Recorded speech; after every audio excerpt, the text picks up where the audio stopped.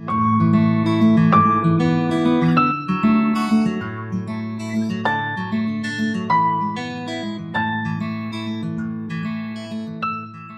think it's never been a more interesting time to be what I call an empowered patient, to be a patient who has lots of knowledge at your fingertips with so many opportunities to meet other people in a similar situation and to get the information that you need. But it's also never been a more dangerous time. So we're living this paradox now because of the social networks and because of the information or the fake information that is coming to us.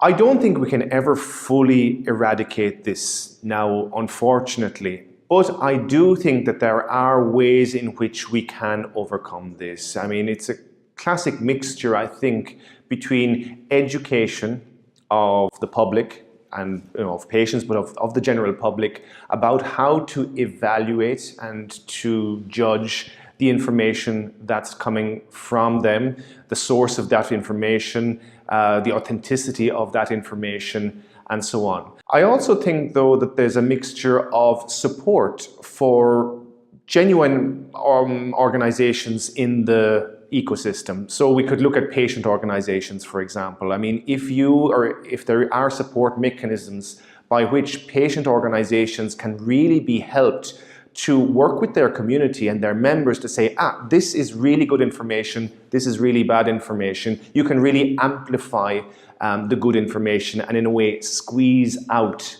the bad information.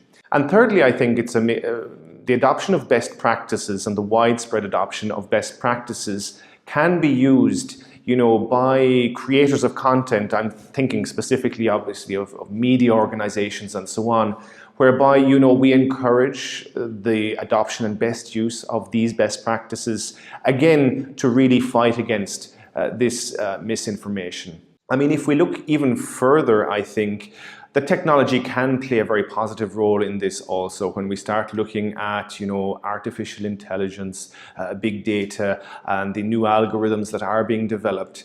There is hope, I would think, to say that the application of these technologies in a democratic, non-censorship type of way can really be a useful tool also for us as a general public or as a patient population to fight against misinformation. I really think that it's a means by which you have credible organizations, it could be consumer organizations, who really are in a position to offer something meaningful to a general public, to be able to say, this is actually the information that is of use and of value to you as a member of the public or as a citizen.